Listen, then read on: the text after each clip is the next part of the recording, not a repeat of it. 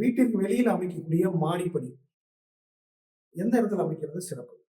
வீட்டுக்கு வெளியில் அமைக்கக்கூடிய மாடிப்படி வடக்கு பார்த்த வீடாக இருந்தால் வடமேற்கு ஒரு பகுதியிலையும், கிழக்கு பார்த்த வீடாக இருந்தால் தென்கிழக்கு பகுதியிலையும், தெற்கு பார்த்த வீடாக இருந்தால் தென்மேற்கு பகுதியிலையும், மேற்கு பார்த்த வீடாக இருந்தால் தென்மேற்கு பகுதியிலையும் மாடிப்படி அமைக்கிறது சிறப்பாக இருக்கும்.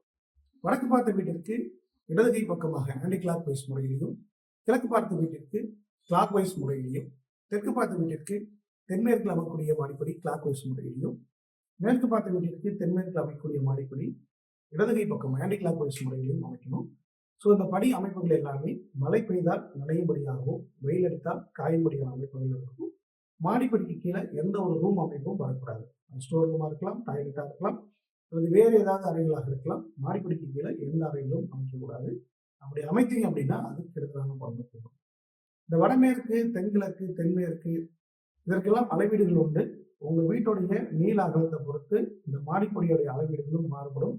இதற்கு என்னை போல அனுபவம் மிக்க வாஸ்து நிபுணர்களால் மட்டும்தான் ஒரு வீட்டுக்கு வெளியில் அமைக்கக்கூடிய மாடிப்படியை மிக சரியாக அமைச்சு கொடுக்க முடியும்.